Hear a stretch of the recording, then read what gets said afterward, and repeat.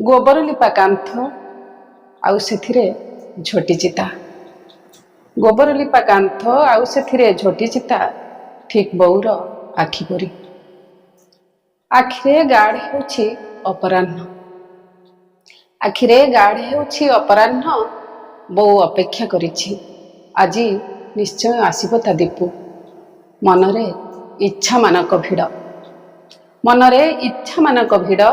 ସାମ୍ନାରେ ଉଡ଼ୁଛନ୍ତି ସ୍ୱପ୍ନର ପ୍ରଜାପତି। ଇଶାଣରେ ଅଧା ଜଳା ମାଟିର ଦୀପ, ଇଶାଣରେ ଅଧା ଜଳା ମାଟିର ଦୀପ।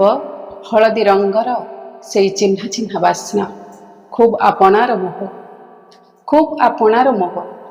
ପିଠା କ୍ଷୀରି ସବୁ ସଜାଡ଼ିଲା ବେଳେ ଝରି ପଡ଼ୁଛି ଅତୀତର ସ୍ମୃତି।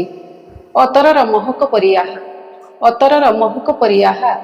ଅପେକ୍ଷା କରିଛି କେତେ ଆଶା ଆକାଂକ୍ଷାର ମୁହୂର୍ତ୍ତ। ଭଲ ପାଇବାର ପଟୁଆର ମମତାରେ ଭିଜା ପଣତ କାନି। କାହାକୁ ଏଡ଼େଇ ହେବ କହ, କାହାକୁ ଏଡ଼େଇ ହେବ କହ। ବୟସ ବଢ଼ୁଛି ରାତିର, ଝରି ପଡ଼ୁଛି ଫୁଲ। ଆଖିର ଲୁହ ମେଘ ହୋଇ ଉଡ଼ି ଯାଉଛି ଆକାଶକୁ।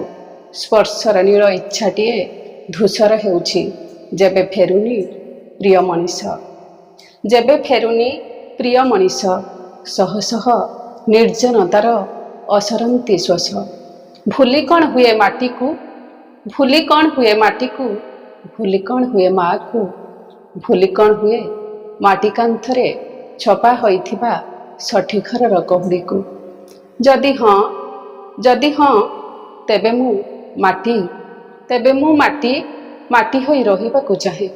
ମୋତେ ମୂର୍ତ୍ତିଟିଏ ଗଢ଼ନି, କି ମା ବୋଲି କୁହନି, କି ମା ବୋଲି କୁହନି।